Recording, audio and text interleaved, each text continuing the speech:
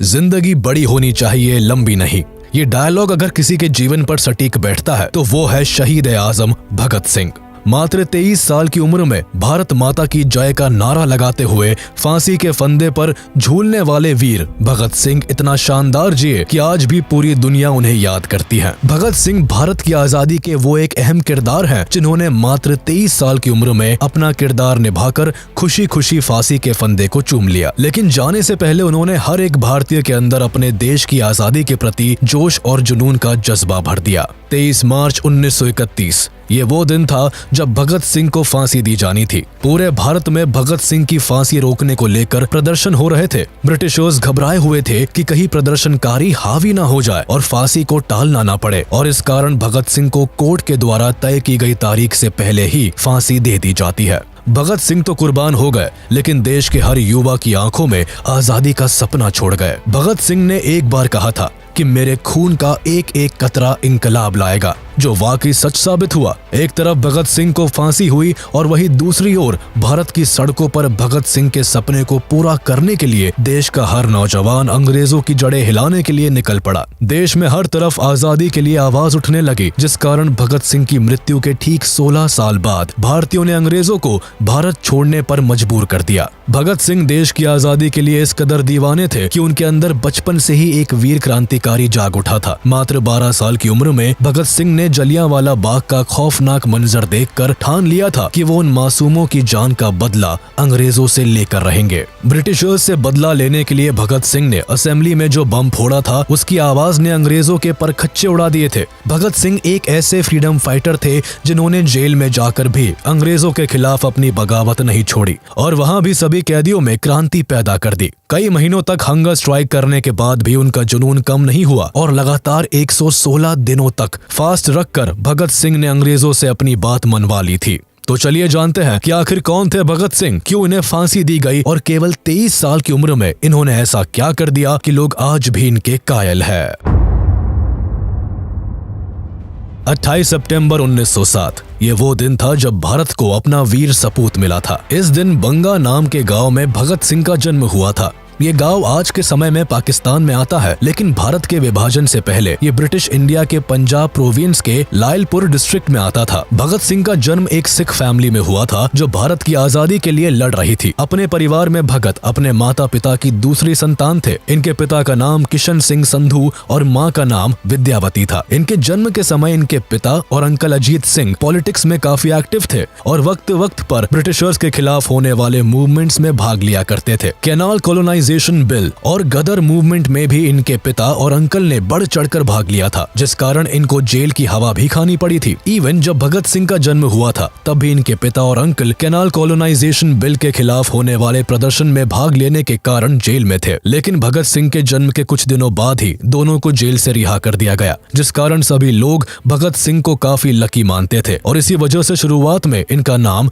भागो सिंह रखा गया था, यानी भाग्य वाला इंसान। पर वक्त के साथ इस नाम को बदलकर भगत सिंह कर दिया गया। इन्होंने बचपन से ही देश के साथ साथ अपने घर के लोगों में भी आजादी की आग देखी थी और इसी के चलते काफी कम उम्र में ही इनके सीने में भी आजादी की आग पैदा हो गई। भगत सिंह बचपन से ही ब्रिटिशर्स से नफरत करने लगे थे, जिसका एक परफेक्ट एग्जाम्पल इनके बालपन के दिनों में देखने को मिलता है। वो ऐसे कि एक बार इनके पिता खेत में बीज बो रहे थे, जिसे देखकर भगत सिंह ने अपने पिता से सवाल किया कि आप खेत में क्यों आते हो। इस पर उनके पिता ने कहा कि हम खेत में बीज बोने आते हैं ताकि ढेर सारी फसल होने पर अनाज मिल सके। जिसके बाद भगत सिंह ने अपने पिता की बात का जवाब देते हुए कहा कि पिताजी, फिर हम खेत में बंदूकें क्यों नहीं बोते? ऐसा करने से हमारे पास ढेर सारी बंदूकें होंगी जिनका इस्तेमाल हम अंग्रेजों के खिलाफ कर सकते हैं। छोटी सी उम्र में ही ऐसे विचार रखने वाले भगत सिंह ने अपने पिता को निशब्द कर दिया था, लेकिन इस इंसिडेंट से उनके पिता इतना तो समझ गए थे कि उनका बेटा बड़ा होकर एक दिन बहुत बड़ा स्वतंत्रता सेनानी बनेगा। भगत सिंह के बचपन में ही उनका भविष्य दिखता था। ये छोटी उम्र में भी ऐसे खेल खेलते थे जिनसे इनकी सोच का पता चलता था। खेल के तौर पर ये अपने दोस्तों को 2 गुटों में बांट दिया करते थे और एक को भारतीय और एक को अंग्रेज बनाया करते थे और दोनों को आपस में लड़वाया करते थे। बचपन से ही ये बड़े होकर इंडियन नेशनल मूवमेंट का पार्ट बनना चाहते थे, जिस कारण दिन दुनिया की खबरों पर भी इनकी नजरें काफी तेज हुआ करती थी। भगत सिंह पढ़ाई लिखाई में काफी अच्छे थे। इन्हें इंटेलिजेंट बच्चों की कतार में पहले नंबर पर खड़ा किया जाता था। इन्हें पढ़ने का काफी शौक था, जिस कारण इन्होंने अपनी 5वीं तक की पढ़ाई गांव में ही की। लेकिन जब स्कूल बदलने का समय आया तो इन्होंने लाहौर के ब्रिटिश हुकूमत वाले स्कूल में दाखिला लेने से साफ मना कर दिया। ये कभी भी ब्रिटिशर्स को किसी भी तरह से सपोर्ट नहीं करना चाहते थे, जिस कारण जिद करके इन्होंने दयानंद एंग्लो वैदिक हाई स्कूल में अपना एडमिशन करवा लिया। स्कूल के दिनों में भी भगत सिंह अंग्रेजों की हर गतिविधियों पर नजर रखते थे। एक दिन भगत सिंह अपने स्कूल में पढ़ रहे थे और तभी इन्हें जलियांवाला बाग मैसेकर के बारे में पता चला। 13 अप्रैल 1919 को अंग्रेजों ने जलियांवाला बाग में पीसफुली प्रोटेस्ट कर रहे लोगों को चारों ओर से घेरकर मौत के घाट उतार दिया था। अंग्रेजों ने जलियांवाला बाग का मेन गेट बंद करवाकर चारों ओर से अपने सिपाहियों से बड़ी बेरहमी के साथ बाग में मौजूद सभी लोगों के ऊपर गोलियां बरसवा दी थी। लोगों के पास मरने के अलावा और कोई चारा नहीं था, क्योंकि वहां भागने के लिए कोई जगह नहीं थी। हालांकि उस बाग में एक कुआं था, जहां कई लोगों ने गोलियों से बचने के लिए छलांग लगा दी थी, लेकिन फिर भी कोई नहीं बच पाया। बाग में मौजूद लगभग 1500 लोगों में 379 लोगों की ऑन द स्पॉट मौत हो गई थी और करीब 1200 लोगों को भारी घाव आए थे। इस इंसिडेंट ने पूरे देश में एक आक्रोश पैदा कर दिया था। इस मैसेकर से भगत सिंह इतना आहत हुए थे कि केवल 12 साल की उम्र में घर पर बिना बताए स्कूल से सीधे जलियांवाला बाग की ओर निकल गए और करीब 12 मील पैदल चलकर वहां पहुंच गए, जिसके बाद इन्होंने खून से लथपथ वहां की मिट्टी को एक बोतल में रखा और घर चले गए। इस दिन भगत सिंह ने कसम खाई थी कि भारत के हर मासूम के खून के कतरे कतरे का बदला वो अंग्रेजों से लेंगे। वैसे भगत सिंह की वीरता की कहानियां और किस्सों को और गहराई से जानने के लिए आप कुकू एफएम पर भगत सिंह की इस बायोग्राफी और जेल डायरी को सुन सकते हैं, जहां आप न केवल भगत सिंह के जीवन के बारे में जान सकते हैं, बल्कि उनके जीवन की कई अनसुनी कहानियों को भी सुन सकते हैं। इस ऑडियो बुक का लिंक आपको डिस्क्रिप्शन में मिल जाएगा, जिसके जरिए आप इस ऑडियो बुक को इजीली एक्सेस कर सकते हैं। अगर आप कुकू एफएम के बारे में नहीं जानते हैं तो बता दें कि कुकू एफएम पर कई ऐसे ऑडियो बुक्स अवेलेबल हैं जो आपके लिए नॉलेजेबल होने के साथ साथ एंटरटेनिंग भी है। शुरुआत में पूरे 7 दिन इन ऑडियो बुक्स को सुनने के लिए आपको कोई पैसा भी नहीं देना होगा, क्योंकि कुकू एफएम आपको पूरे 7 दिन का फ्री ट्रायल देता है, जहां आप विकास, करियर, फाइनेंशियल गाइडेंस और नॉलेज जैसे तमाम कंटेंट को एक्सेस कर सकते हैं। इस 7 दिन के फ्री ट्रायल में आपको 5000 से भी ज्यादा शोज का एक्सेस मिलेगा और 7 दिन के ट्रायल के बाद आपको इनके सब्सक्रिप्शन से चार्ज किया जाएगा। तो देर किस बात की है, कुकू एफएम का फायदा उठाए और अपने परिवार वालों को भी सजेस्ट करें। डिस्क्रिप्शन में दिए गए लिंक को जरूर देखें। जलियांवाला बाग मैसेकर के बाद महात्मा गांधी ने ब्रिटिशर्स के खिलाफ 1 अगस्त 1920 को नॉन कोऑपरेशन मूवमेंट की शुरुआत कर दी, जिसके तहत अब भारत के लोग ब्रिटिश और ब्रिटिशर्स से जुड़ी हर चीज का बहिष्कार करने वाले थे। इस मूवमेंट में गांधी जी ने साफ कर दिया था कि स्वराज ही उनका अल्टीमेट गोल है। वो किसी भी कारण से ब्रिटिशर्स के नीचे अब दबने के लिए तैयार नहीं थे। इस मूवमेंट को पूरे भारत की ओर से सपोर्ट मिला। इसके तहत ब्रिटिश प्रोडक्ट से लेकर ब्रिटिश टाइटल और ऑफिसेस तक का बॉयकॉट किया जाने लगा। भगत सिंह भी गांधी जी के इस मूवमेंट से काफी प्रभावित हुए और उन्होंने गांधी जी के इस मूवमेंट को पूरे जोरों शोरों से सपोर्ट किया। भगत सिंह न केवल खुद बल्कि अपने दोस्तों को भी इस मूवमेंट में पार्ट लेने के लिए प्रोत्साहित किया करते थे। उन्होंने ब्रिटिशर्स द्वारा बनाए गए सामानों को जलाना शुरू कर दिया। वो सरेआम ब्रिटिश स्पॉन्सर्ड बुक्स को भी आग लगा दिया करते थे। कुल मिलाकर भगत सिंह को अब तक लगने लगा था कि ब्रिटिशर्स को गांधी जी ही हरा सकते हैं और अब भारत को जल्दी ही आजादी मिलने वाली है। लेकिन तभी एक इंसिडेंट होता है जो भगत सिंह को पूरी तरह से तोड़ देता है। दरअसल नॉन कोऑपरेशन मूवमेंट के समय सड़कों पर लोग ब्रिटिशर्स के खिलाफ अनआर्म्ड रहकर नारे लगाते थे। बेशक ब्रिटिशर्स को ये बात अच्छी नहीं लगती थी, जिसके लिए वो कई तरह के पैतरे भी आजमाते थे। एक बार इसी तरह नॉन कोऑपरेशन मूवमेंट के दौरान एक भीड़ नारे लगाती हुई एक पुलिस स्टेशन के पास पहुंच जाती है, जहां पुलिस वाले भारतीयों को नारेबाजी न करने के लिए धमकाते हैं। लेकिन जब भारतीय नहीं मानते तो पुलिस वाले उन पर गोलियां चला देते हैं, जिसमें कई लोग मारे जाते हैं। अपने लोगों को मरता देख भीड़ बेकाबू हो जाती है। ये देख पुलिस वाले डर के मारे पुलिस स्टेशन के अंदर जाकर छिप जाते हैं, जिसके बाद पूरी भीड़ पुलिस स्टेशन को ही आग के हवाले कर देती है। इस इंसिडेंट को चौरी चौरा कांड के नाम से जाना जाता है, जिसमें कुछ भारतीयों के साथ पूरे 23 पुलिस वाले मारे जाते हैं। अब गांधी जी को इसके बारे में पता चलता है तो वो फौरन नॉन कोऑपरेशन मूवमेंट को वापस ले लेते हैं। मूवमेंट वापस लेने के कारण भगत सिंह के साथ भारत के कई लोगों को काफी बुरा लगता है। कोई नहीं चाहता था कि इतना आगे आकर अब पीछे जाया जाए। भगत सिंह गांधी जी के असहयोग आंदोलन को वापस लेने के डिसीजन से काफी परेशान हो गए थे। आजादी के जो सपने वो देख रहे थे वो अब उन्हें बिखरे हुए लग रहे थे। यही से भगत सिंह ने खुद कुछ कर दिखाने के बारे में सोचा, क्योंकि वो जानते थे कि हाथ पर हाथ रखकर बैठने से कुछ नहीं होने वाला। 12 फरवरी 1922 को गांधी जी ने नॉन कोऑपरेशन मूवमेंट को वापस लिया था, जिसके बाद 1923 में भगत सिंह ने लाहौर के नेशनल कॉलेज में दाखिला लिया, जिसकी स्थापना लाला लाजपत राय ने की थी। कॉलेज में एडमिशन लेने के साथ ही भगत सिंह ने अपनी सोच को और उजागर करना शुरू कर दिया। ये कई तरह की किताबें पढ़ा करते थे, ये सोशलिज्म के समर्थक थे और अपनी एक अलग निगाह से दुनिया को देखा करते थे। बचपन से ही इनमें एक क्रांतिकारी था जो अंग्रेजों की तानाशाही के खिलाफ बगावत करता था। कॉलेज में ये दिन के समय पढ़ा करते थे और शाम को अपने दोस्तों के साथ देश में चल रहे कई मुद्दों पर डिबेट किया करते थे। ये कई रेवोल्यूशनरीज के बारे में पढ़ा करते थे और उनकी विचारधाराओं को खुद से जोड़ने की कोशिश करते थे। हालांकि एक तरफ जहां भगत सिंह देश के लिए खुद को समर्पित कर चुके थे, तो वहीं दूसरी ओर इनके घर पर इनकी शादी की बातें भी चलने लगी। लेकिन भगत सिंह का इस वक्त शादी में कोई इंटरेस्ट नहीं था। वो केवल और केवल अपने देश के लिए काम करना चाहते थे, जिस कारण उन्होंने अपने परिवार वालों से साफ कह दिया था कि अगर आजादी से पहले मेरी शादी होती है तो मौत ही मेरी दुल्हन होगी। ये सुनने के बाद भगत सिंह के माता पिता को बहुत ठेस पहुंची, लेकिन वो समझ चुके थे कि उनका बेटा अब देश की आजादी की राह पर निकल गया है। शादी वाले इंसिडेंट के बाद भगत सिंह ने अपना घर छोड़ दिया और वो कानपुर रहने के लिए चले आए। यहाँ भगत सिंह बंगाल रेवोल्यूशनरी पार्टी को ज्वाइन करने के लिए आए थे। लेकिन 1924 में जब भगत सिंह कानपुर आए तो उन्होंने राम प्रसाद बिस्मिल और सचिंद्र नाथ सान्याल के द्वारा बनाई गई हिंदुस्तान रिपब्लिकन एसोसिएशन को ज्वाइन कर लिया। इस एसोसिएशन के प्राइमरी ऑर्गेनाइजर चंद्रशेखर आजाद थे, जिनसे कुछ समय में ही भगत सिंह की काफी अच्छी बनने लगी थी। भगत सिंह काफी कम वक्त में ही आजाद के चहेते बन गए थे। कानपुर में ही भगत सिंह की गणेश शंकर विद्यार्थी से मुलाकात हुई, जो एक मशहूर पत्रकार और स्वतंत्रता सेनानी थे। गणेश शंकर ने भगत सिंह को अपने पीरियोडिकल ऑफिस में काम पर रख लिया। इनका प्रताप नाम का एक साप्ताहिक पत्र भी निकला करता था, जिसमें भगत सिंह ने बलवंत के नाम से लिखना शुरू कर दिया। प्रताप में सिंह कई और ग्रेट रेवोल्यूशनरीज की ऑटोबायोग्राफीज को लिखा और ट्रांसलेट किया करते थे।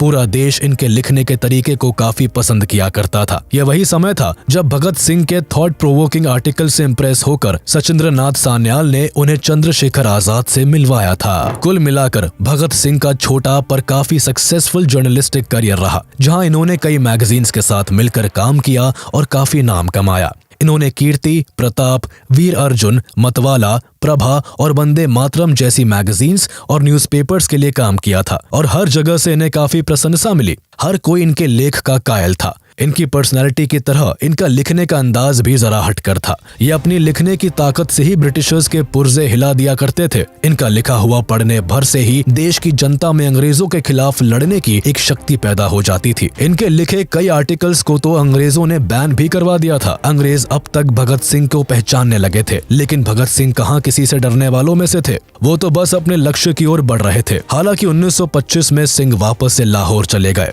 दरअसल भगत सिंह की ग्रैंड मदर की तबीयत अचानक काफी बिगड़ गई थी, जिस कारण उन्होंने अपने घर का रुख लिया। लेकिन यहाँ भी वो अकाली दल की मीटिंग्स को सपोर्ट किया करते थे।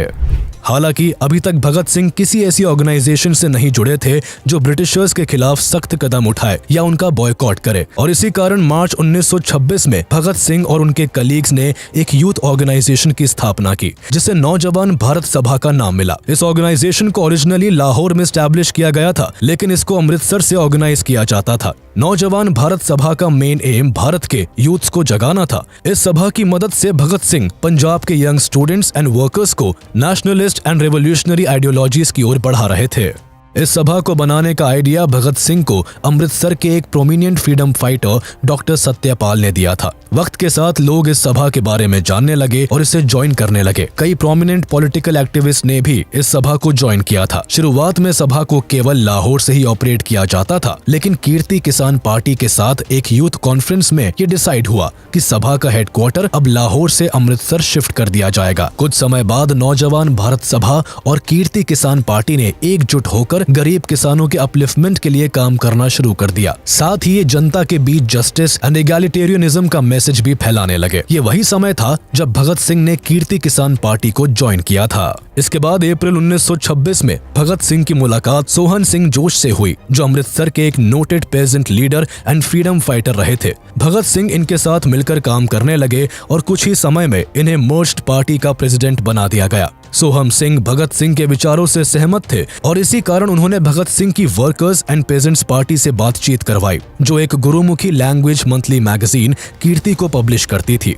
सिंह ने इस मैगजीन के लिए लिखना शुरू कर दिया और अगले 1 साल तक भगत सिंह जोश के साथ काम करते रहे, जिस दौरान इनकी सभा ने लोगों के बीच अपनी आइडियोलॉजी को फैलाने के लिए कई पैम्फलेट्स और ट्रैक्ट्स पब्लिश किए और कॉलोनियल गवर्नमेंट के अनजस्ट मेजर्स के खिलाफ डेमोन्स्ट्रेशंस ऑर्गेनाइज किए। भगत सिंह कीर्ति में एक से बढ़कर एक एंटी कॉलोनियल आर्टिकल्स लिखा करते थे, जिस कारण कुछ ही समय में भगत सिंह ब्रिटिशर्स की आंखों का कांटा बनने लगे। यही नहीं, भगत सिंह की आइडियोलॉजी और लेख से भारत के यूथ पर उनका काफी इन्फ्लुएंस पड़ने लगा, जो ब्रिटिशर्स के लिए एक बड़ी परेशानी बनने लगी थी। ब्रिटिशर्स कैसे भी करके भगत सिंह को रोकना चाहते थे, लेकिन इसके लिए उनके पास कोई रास्ता नहीं था। लेकिन हमेशा से छल कपट के सहारे अपना काम निकालने वाले ब्रिटिशर्स अपना रंग दिखाते हैं और 1927 में भगत सिंह को अरेस्ट कर लेते हैं। अरेस्ट के समय ब्रिटिशर्स 9 अगस्त 1925 को हुई काकोरी ट्रेन रॉबरी और अक्टूबर 1926 में हुए लाहौर बॉम्बिंग में भगत सिंह के शामिल होने का इल्जाम लगाते हैं। दरअसल काकोरी एक्शन को करवाने की जिम्मेदारी हिंदुस्तान रिपब्लिकन एसोसिएशन HRA लेता है और उस समय भगत सिंह भी इस ऑर्गेनाइजेशन के पार्ट थे, जिस कारण उन्हें अरेस्ट करना ब्रिटिशर्स के लिए आसान बन गया था। हालांकि काकोरी एक्शन की प्लानिंग एंड एग्जीक्यूशन करने का काम राम प्रसाद बिस्मिल, अशफाकुल्ला खान और चंद्रशेखर आजाद जैसे कई लीडर्स ने किया था। कुछ समय बाद काकोरी कॉन्स्पिरेसी ट्रायल में राम प्रसाद बिस्मिल सहित 4 लोगों को फांसी और 16 लोगों को आजीवन कारावास की सजा सुनाई गई थी। लेकिन ब्रिटिशर्स के पास भगत सिंह के खिलाफ ना कोई ठोस सबूत थे और ना ही कारण, जिस वजह से अरेस्ट के कुछ समय बाद ही भगत सिंह को 60,000 रुपए का भुगतान करने के बाद छोड़ दिया गया था। जेल से रिहा होने के बाद भगत सिंह ने एक बार फिर चंद्रशेखर आजाद से मुलाकात की। दरअसल काकोरी एक्शन में चंद्रशेखर आजाद ब्रिटिशर्स की पकड़ से भागने में सफल रहे थे, लेकिन अब उनके पास कुछ नहीं बचा था, क्योंकि काकोरी एक्शन में HRA के कई बड़े लीडर्स अरेस्ट हो गए थे और HRA बुरी तरह से बिखर गई थी। पर भगत सिंह ने आजाद को एक नई उम्मीद दी और दोनों ने मिलकर HRA को एक बार फिर नए सिरे से शुरू करने के लिए जी जान लगा दी। HRA के रिफॉर्मेशन के लिए सितंबर 1928 में दिल्ली के फिरोज शाह कोटला में एक सीक्रेट मीटिंग हुई, जिसमें बंगाल, बिहार और पंजाब के रेवोल्यूशनरी ने भाग लिया, जिसके बाद फाइनली HSRA यानी हिंदुस्तान सोशलिस्ट रिपब्लिकन एसोसिएशन की फॉर्मेशन हुई। इस एसोसिएशन पर भगत सिंह का काफी ज्यादा इन्फ्लुएंस था, जिस कारण एसोसिएशन से जुड़े सभी मेंबर्स एंटी ब्रिटिश थे। इस समय भारत में साइमन कमीशन का बड़े जोरों शोरों से विरोध हो रहा था। दरअसल 1928 में ही ब्रिटिश गवर्नमेंट के द्वारा भारत में एक कमीशन बैठाया गया, जिसका मेन काम भारत की पॉलिटिकल सिचुएशन पर रिपोर्ट तैयार करना और ब्रिटिश गवर्नमेंट को सौंपना था। लेकिन परेशानी ये थी कि इस कमीशन में एक भी भारतीय शामिल नहीं था और इसका हेड भी एक ब्रिटिशर यानी जॉन साइमन था। इसी वजह से देश में कुछ एक्टिविस्ट ग्रुप ने इस कमीशन के खिलाफ प्रोटेस्ट करना शुरू कर दिया। देखते ही देखते ये प्रोटेस्ट पूरे भारत में फैल गए और हर कोई साइमन गो बैक के नारे लगाने लगा। इस समय लाला लाजपत राय एक ऑल पार्टी प्रोटेस्ट को लीड कर रहे थे, जो साइमन कमीशन के अगेंस्ट काम कर रहा था। पूरे भारत में हो रहे प्रोटेस्ट ब्रिटिशर्स को नहीं भा रहे थे, जिस कारण इसी समय ब्रिटिशर्स कुछ ऐसा करते हैं जिसका भगत सिंह पर काफी असर होता है और इसी के कारण भगत सिंह पहली बार किसी ब्रिटिशर के खिलाफ कलम की जगह हाथ में बंदूक तान लेते हैं। दरअसल प्रोटेस्ट को लीड करते हुए लाला लाजपत राय लाहौर के एक रेलवे स्टेशन की ओर अपना रुख करते हैं, लेकिन पुलिस उन्हें और सभी प्रोटेस्टर्स को रेलवे स्टेशन पर जाने से रोकती है, जिस कारण सिचुएशन काफी गर्म हो जाती है। पर तभी superintendent of police James A Scott सभी पुलिस ऑफिसर्स को प्रोटेस्टर्स पर लाठी चार्ज करने का ऑर्डर दे देते हैं, जिसके बाद पुलिस वाले सभी प्रोटेस्टर्स पर अंधाधुन लाठी बरसाना शुरू कर देते हैं। इस लाठी चार्ज में कई प्रोटेस्टर्स घायल हो जाते हैं, लेकिन लाला लाजपत राय की सबसे बुरी हालत होती है, क्योंकि स्कॉट का मेन टारगेट लाला लाजपत राय ही होते हैं। पुलिस वाले राय को लाठी से इतना मारते हैं कि इन्हें हॉस्पिटल में एडमिट करवाना पड़ता है, जहां इंजरीज के कारण 17 नवंबर 1928 को लाला लाजपत राय की मौत हो जाती है। लाला लाजपत राय की मौत के बाद डॉक्टर्स भी इस बात को कंफर्म करते हैं कि सेवरल इंजरीज के कारण ही राय की मौत हुई है। हालांकि बाद में जब यूनाइटेड किंगडम पार्लियामेंट में राय की मौत का मुद्दा उठाया जाता है तो ब्रिटिश गवर्नमेंट राय की मौत में खुद को निर्दोषी बताती है।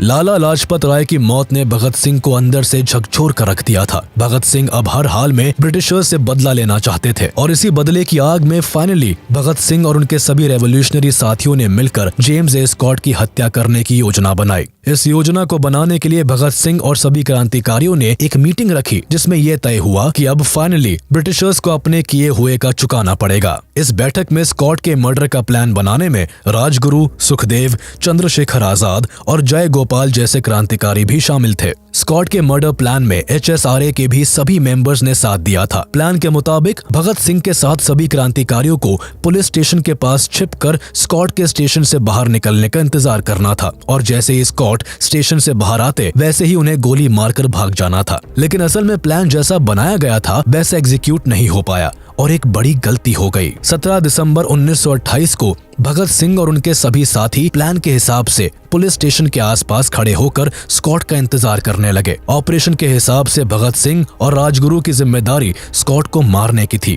और चंद्रशेखर आजाद का काम केवल इन दोनों को कवर देने का था। जय गोपाल को इस प्लान का हिस्सा इसलिए बनाया गया था क्योंकि उनके अलावा कोई स्कॉट को नहीं पहचानता था। सभी स्कॉट के पुलिस स्टेशन से बाहर निकलने का इंतजार कर रहे थे। जय गोपाल वही पास में बैठकर एक साइकिल पर चेन चढ़ा रहे थे। उनका काम केवल स्कॉट को आइडेंटिफाई करने के बाद इशारा देने का था। अब जैसे ही स्टेशन से एक पुलिस ऑफिसर बाहर निकला तो सब चौकन्ने हो गए और जय गोपाल ने भगत सिंह को इशारा कर दिया, जिसके बाद उस पुलिस ऑफिसर पर पहली गोली राजगुरु ने चलाई और फिर बाद में भगत सिंह ने। गोली लगने के बाद जब तक भगत सिंह समझ पाते कि उन्होंने गलत आदमी पर गोली चलाई है तब तक काफी देर हो चुकी थी। दरअसल जय गोपाल हड़बड़ाहट में स्कॉट को पहचान ही नहीं पाए थे और उन्होंने इशारा करके जिस ऑफिसर पर गोली चलाने को कहा वो स्कॉट नहीं बल्कि ASP जॉन पी सॉन्डर्स थे। कई गोलियां लगने के कारण जॉन पी सॉन्डर्स की मौके पर ही मौत हो गई। सॉन्डर्स के मर्डर के कारण भगत सिंह और उनके सभी साथियों को पकड़ने के लिए पुलिस ने अपनी सर्च ऑपरेशन तेज कर दी और शहर के सभी एंटर और एग्जिट पॉइंट्स को ब्लॉक करवा दिया, जिस कारण भगत सिंह का पुलिस की नजरों से बचकर भाग निकलना काफी मुश्किल हो गया था।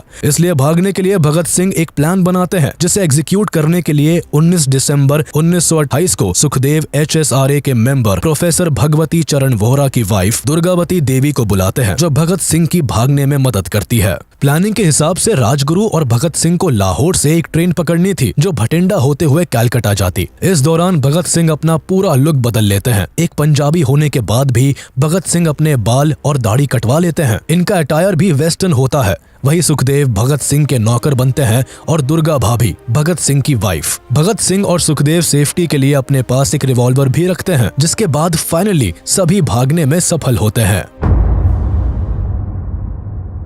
ब्रिटिशर्स की नजरों से भागने में सफल होने के बाद कुछ समय तक भगत सिंह शांत रहते हैं, जिसके बाद वो ड्रामा की मदद से ब्रिटिशर्स के खिलाफ लोगों को खड़ा करने की कोशिश करते हैं। वो लोगों को इंस्पायर करने के लिए फ्रीडम फाइटर्स की कहानियां सुनाया करते थे, जिसमें अधिकतर रेवोल्यूशनरीज शामिल रहते थे। वो राम प्रसाद बिस्मिल और अगस्टे वेलेंट जैसे बड़े रेवोल्यूशनरीज के बारे में लोगों को बताते थे।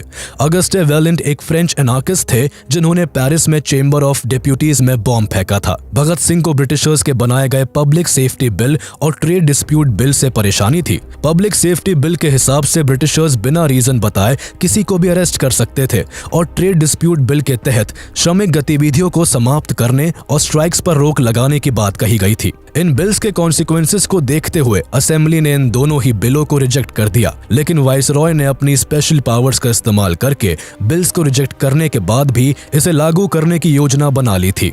भगत सिंह इसके सख्त खिलाफ थे, जिसके लिए उन्होंने सेंट्रल लेजिस्लेटिव असेंबली में एक बॉम्ब एक्सप्लोजन करने का प्लान बनाया। शुरुआत में जब भगत सिंह ने HSRA के सामने ये प्लान पेश किया तो HSRA का कोई मेंबर नहीं चाहता था कि भगत सिंह इस प्लान का हिस्सा बने, क्योंकि अगर वो इस प्लान में शामिल होकर असेंबली में बॉम्ब फेंकते तो ब्रिटिशर्स पहले सॉन्डर्स के मर्डर और फिर असेंबली बॉम्ब केस में भगत सिंह को फांसी दे देते। हालांकि काफी डिस्कशन के बाद ये डिसाइड हुआ कि भगत सिंह असेंबली बॉम्बिंग का हिस्सा बनेंगे, अब चाहे इसके लिए उन्हें अरेस्ट और एग्जीक्यूट ही क्यों ना होना पड़े। भगत सिंह का मानना था कि आजादी उनका मकसद है और आजादी केवल बोलने से नहीं मिलती बल्कि उसके लिए लड़ना भी पड़ता है। वो जानते थे कि अगर उन्होंने इस प्लान में पार्टिसिपेट किया तो उनका वापस जिंदा बचकर आना नामुमकिन है। लेकिन जन्म से ही रेबेलियन भगत सिंह कहाँ पीछे हटने वाले थे। वो तो खुशी खुशी इस प्लान में शामिल होने के लिए रेडी हो गए और HSRA के सभी मेंबर्स को भी मना लिया। इस प्लान को एग्जीक्यूट करने से पहले भगत सिंह ने कहा था कि अगर मेरी जान चली भी गई तो मेरे बाद भारत के हर घर से एक भगत पैदा होगा जो आजाद भारत के लिए ब्रिटिशर्स को मार भगाएगा। फाइनली वो दिन आता है जब भगत सिंह और बटुकेश्वर दत्त दिल्ली असेंबली बॉम्बिंग के लिए तैयार होते हैं। 8 अप्रैल 1929 को भगत सिंह और बटुकेश्वर दत्त चलते सेशन के बीच पब्लिक गैलरी से असेंबली चैम्बर में 2 बॉम्ब फेंकते हैं। इन बॉम्ब्स का मकसद किसी को मारने का नहीं होता, इसी कारण इन्हें खाली जगहों पर फेंका जाता है। बॉम्ब से पूरी असेंबली में धुआं हो जाता है और इसकी आवाज भी काफी तेज होती है, जिस कारण असेंबली में मौजूद सभी लोगों को कुछ समझ नहीं आता और वो इधर उधर भागने लगते हैं। इस समय भगत सिंह और बटुकेश्वर दत्त चाहते तो भाग सकते थे, लेकिन वो ऐसा नहीं करते हैं, बल्कि वही खड़े होकर जोर जोर से इनकलाब जिंदाबाद का नारा लगाते हुए कई पैम्फलेट्स हवा में उड़ाने लगते हैं, जिन पर लिखा था कि बहरों को सुनने के लिए धमाके की जरूरत होती है।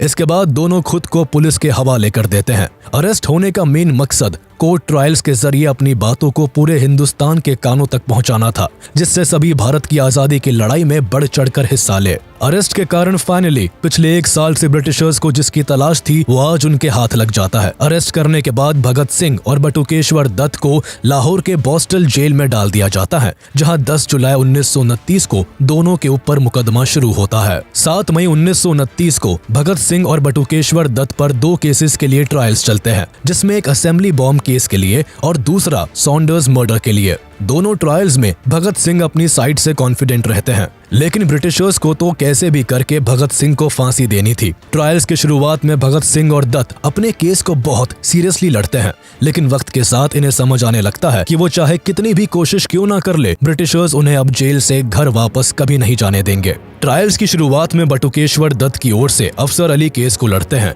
तो वही भगत सिंह अपना केस खुद लड़ने का फैसला लेते हैं। भगत सिंह स्टार्टिंग से ही अपना स्टैंड क्लियर करते हुए चलते हैं। वो रेवोल्यूशनरीज के बारे में कहते हैं कि जब अग्रेसिवली तरीके से फोर्स का इस्तेमाल किया जाता है तो वो वायलेंस और अनजस्टिफाइबल कहलाता है, लेकिन जब किसी लेजिटिमेट कॉज को आगे बढ़ाने के लिए इसका इस्तेमाल किया जाता है तो इसका अपना मॉरल जस्टिफिकेशन होता है। ब्रिटिशर्स के खिलाफ भगत सिंह के रवैये को देखते हुए अंग्रेज वही करते हैं जो उनसे एक्सपेक्टेड था। कोर्ट किसी भी सूरत में रेवोल्यूशनरीज के द्वारा किए गए कामों को सही नहीं बताती और मैलिशियस एंड अनलॉफुल इंटेंट का हवाला देते हुए भगत सिंह और दत्त को गलत ठहराती है।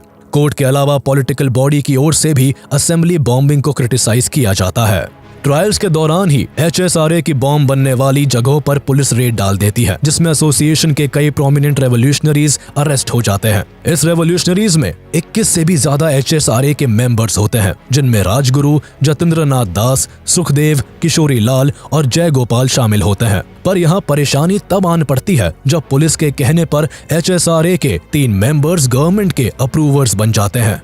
भगत सिंह को फंसाने की साजिश रच रहे ब्रिटिशर्स मौका पाते ही अपने काम पर लग जाते हैं और फणींद्र नाथ घोष, हंसराज बोहरा एंड जय गोपाल को भगत सिंह के खिलाफ कोर्ट में गवाही दिलवा देते हैं। इनकी गवाही से भगत सिंह को काफी सदमा लगता है, लेकिन फिर भी वो खुद को संभालते हैं और आखिरी सांस तक लड़ते हैं। गवाही मिलने के बाद ब्रिटिशर्स भगत सिंह और उनके साथियों के ऊपर मेनली 3 केसेस को हाईलाइट करके डिसीजन दिलवाते हैं, जिनमें Saunders murder, assembly bombing and bomb manufacture के केस शामिल होते हैं। 10 जुलाई 1929 को सभी ट्रायल्स एक स्पेशल सेशंस कोर्ट में होते हैं, जहां 28 एक्यूज रेवोल्यूशनरीज के अगेंस्ट सजा सुनाई जाती है। ये ट्रायल पूरी तरह से बायस्ड होता है। कोर्ट हार्डली ही स्टैंडर्ड लीगल राइट्स प्रिंसिपल का इस्तेमाल करते हुए अपना डिसीजन सुनाता है और भगत सिंह, राजगुरु और सुखदेव को कैपिटल पनिशमेंट दी जाती है। भगत सिंह और उनके साथियों की फांसी रोकने के लिए कई नेशनल लीडर्स ब्रिटिशर्स से रिक्वेस्ट करते हैं, लेकिन कोई फायदा नहीं होता है, क्योंकि किसी भी सूरत में ब्रिटिशर्स भगत सिंह की कैपिटल पनिशमेंट को कम ना करने की ठान लेते हैं। हालांकि बात जब रिक्वेस्ट करने से नहीं बनती तो HSRA के अटर्नीज भगत सिंह को बचाने के लिए हेबियस कॉर्पस पिटीशन को फाइल करते हैं, लेकिन इसे भी जज विस्काउंट ड्यूनेडिन के द्वारा डिनाई कर दिया जाता है। भारत के कई लीडर्स भगत सिंह को बचाने की पूरी कोशिश करते हैं, लेकिन चाहकर भी कोई फांसी को नहीं रोक पाता। इवन जेल में रहने के दौरान भगत सिंह के पिता उन्हें लिखते भी है कि वो उन्हें बचाने के लिए पूरी कोशिश कर रहे हैं और अब वो लेटर लिखकर ब्रिटिश गवर्नमेंट से भगत सिंह को फांसी न देने की रिक्वेस्ट करेंगे। लेकिन भगत सिंह अपने पिता को साफ शब्दों में लिखकर साफ कर देते हैं कि उन्हें किसी की मर्जी की जरूरत नहीं है और जिस रास्ते पर वो है, ये रास्ता उन्होंने अपने लिए खुद चुना है। डेथ सेंटेंस सुनाने के बाद भगत सिंह और उनके साथियों को दिल्ली जेल से शिफ्ट करके सेंट्रल जेल मियानवाली भेज दिया जाता है। यहाँ जब भगत सिंह आते हैं तो वो इंडियन प्रिजनर्स और यूरोपियन प्रिजनर्स में हो रहे डिस्क्रिमिनेशन को देखकर दंग रह जाते हैं। इस जेल में भारतीय कैदियों की हालत बद से बदतर होती है। उन्हें ना ठीक तरह से खाना दिया जाता था और ना पानी, न उनके सोने की कोई साफ जगह थी और ना ही रहने की। भगत सिंह ने उस जेल में रह रहे भारतीयों की हालत को सुधारने के लिए ब्रिटिशर्स से मांग करनी शुरू कर दी। इन मांगों में इक्वालिटी के साथ food standards, clothing, toiletries, hygienic necessities और बुक्स एंड डेली न्यूज़पेपर की डिमांड की गई थी। इसके साथ ही भगत सिंह ने पहले ही ब्रिटिशर्स को ये साफ कर दिया था कि जेल में वो किसी तरह की फोर्स्ड मैनुअल लेबर और अनडिग्निफाइड वर्क को नहीं करेंगे। हालांकि ब्रिटिशर्स ने भगत सिंह की बेसिक नेसेसिटीज को भी नहीं माना, जिसके बाद भगत सिंह ने सबसे ज्यादा 116 दिनों तक हंगर स्ट्राइक करके हिस्ट्री का एक रिकॉर्ड बना देते हैं। इस समय भगत सिंह हंगर स्ट्राइक करके ब्रिटिशर्स से जेल में रह रहे भारतीयों के लिए इक्वालिटी और बेसिक नीड्स की डिमांड कर रहे थे। शुरुआत में ब्रिटिशर्स ने भगत सिंह की हंगर स्ट्राइक को हल्के में लिया, लेकिन जब भगत सिंह और उनके साथी दिन रात भूखे रहने लगे तो ब्रिटिशर्स के डर के मारे कान खड़े हो गए, क्योंकि देश में जब लोकल लोगों को भगत सिंह और उनके साथियों के स्ट्राइक के बारे में पता चला तो वो बाहर से ही भगत सिंह को और ज्यादा सपोर्ट करने लगे। लोगों का आक्रोश देखते हुए ब्रिटिशर्स को डर सताने लगा कि कहीं भूख के मारे भगत सिंह की जान चली गई तो उनके लिए बड़ी परेशानी हो जाएगी, जिस कारण ब्रिटिशर्स ने शाम दाम दंड भेद हर तरह के पैतरे आजमा कर भगत सिंह और उनके दोस्तों की हंगर स्ट्राइक को भंग करने की कोशिश की, लेकिन किसी ने भी खाने का एक निवाला भी गले के नीचे नहीं उतारा। जिसके बाद लगातार 63 डेज तक भूखे रहने के कारण इस स्ट्राइक में जतेंद्र नाथ दास की सितंबर 13, 1929 को भूखे रहने के कारण मौत हो गई। दृढ़ संकल्प का ऐसा नजारा देखते हुए पूरे नेशन ने जतेंद्र नाथ दास को सम्मान दिया था। यही नहीं, इस स्ट्राइक के सपोर्ट में गोपी चंद भार्गव और मोहम्मद आलम ने पंजाब लेजिस्लेटिव काउंसिल से विड्रू कर लिया था।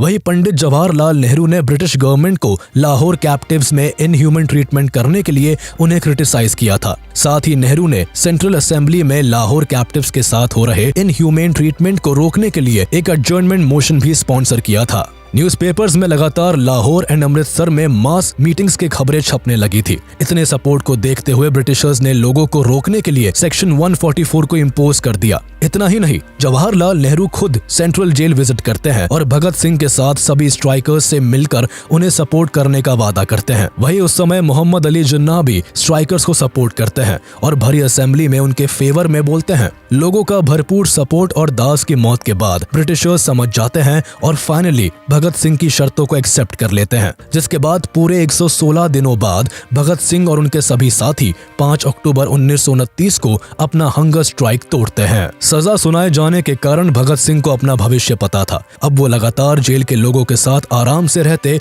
और उनके सुख दुख में उनका साथ देते। केवल भगत सिंह ही नहीं, बल्कि जेल में रहने वाले हर भारतीय को भगत सिंह ने इस कदर बदल दिया था कि सभी प्रिजनर्स अब पेट्रियोटिक स्लोगन्स गाने लगे थे। इन सभी प्रिजनर्स को जो गाना सबसे प्रिय था वो था मेरा रंग दे बसंती चोला, माँ मेरा रंग दे बसंती चोला, जिसे भगत सिंह आए दिन गुनगुनाया करते थे। इन सब के अलावा अपने आखिरी दिनों में जेल में भगत सिंह कई किताबें पढ़ते और लेटर्स लिखते। इस समय वो कई बड़े बड़े रेवोल्यूशनरीज को पढ़ा करते थे। भगत सिंह लिखने के साथ साथ बोलते भी काफी अच्छा थे। वो जब भी बोलते तो आसपास के सभी लोग उनकी बातों को ध्यान से सुनते। इवन जेल में काम करने वाले पुलिस ऑफिसर्स भी भगत सिंह को बहुत पसंद किया करते थे। फाइनली अब वो दिन आ जाता है जब भगत सिंह को इस दुनिया से अलविदा कहना पड़ता है, लेकिन देश अभी भी भगत सिंह को विदाई देने के लिए तैयार नहीं था, जिस कारण अभी भी जोरों शोरों से चारों ओर भगत सिंह को बचाने के लिए हर कोई अपनी पूरी कोशिश में लगा हुआ था। 24 मार्च 1931 को भगत सिंह और उनके साथियों को फांसी देनी थी, लेकिन पूरे भारत में भगत सिंह के सपोर्ट में हो रहे प्रोटेस्ट को देखकर ब्रिटिशर्स डर जाते हैं और तय की गई तारीख से एक दिन पहले ही उन्हें फांसी देना तय किया जाता है। जिसके बाद फांसी का जब समय होता है तो जेलर भगत सिंह को जेल से लेकर फांसी देने वाली जगह पर लेकर जाने के लिए आते हैं, पर तब भगत सिंह कहते हैं कि मुझे थोड़ा वक्त दो, मेरी किताब का आखिरी पन्ना बचा है। अभी एक क्रांतिकारी दूसरे क्रांतिकारी से भेंट कर रहा है। दरअसल इस समय भगत सिंह लेनिन की बायोग्राफी को पढ़ रहे थे। थोड़ी देर में भगत सिंह किताब का आखिरी पन्ना पढ़ने के बाद जेलर के साथ जाने के लिए तैयार हो जाते हैं। जेलर भगत सिंह, राजगुरु और सुखदेव को फांसी देने के लिए ले जाता है, जहां भगत सिंह अपने हाथों और आंखों को ना बांधने की डिमांड करते हैं। ब्रिटिशर्स भगत सिंह के हाथों को तो नहीं बांधते, लेकिन आंखों पर काली पट्टी को बांध देते हैं, जिसके बाद 23 मार्च 1931 की शाम को ठीक 7:30 पर भगत सिंह, राजगुरु और सुखदेव को फांसी दे दी जाती है। तीनों फांसी के फंदे को चूमकर इनकलाब जिंदाबाद का नारा लगाकर इस दुनिया से हमेशा हमेशा के लिए अलविदा कह जाते हैं। इन तीनों देश प्रेमियों का बलिदान भारत के हर यूथ को एक नई दिशा देता है और अब हर नौजवान भारत के फ्रीडम स्ट्रगल में बढ़ चढ़कर हिस्सा लेता है। भगत सिंह ने केवल तब के यंगस्टर्स को ही इंस्पायर नहीं किया, बल्कि आज के यूथ में भी भगत सिंह के लिए बेहद प्यार और इज्जत भरी है। आज का यूथ भी भगत सिंह को अपनी इंस्पिरेशन मानता है। आज भगत सिंह, राजगुरु और सुखदेव की याद में हर साल 23 मार्च को देश शहीद दिवस मनाता है। हम आशा करते हैं कि आपको हमारा वीडियो पसंद आया होगा। आगे हम और भी ऐसे ही इन्फॉर्मेटिव वीडियोस आपके लिए लाते रहेंगे। तब तक के लिए हमारा वीडियो लाइक कर दे और ऐसे ही इंटरेस्टिंग वीडियोस के लिए हमारे चैनल को सब्सक्राइब कर ले।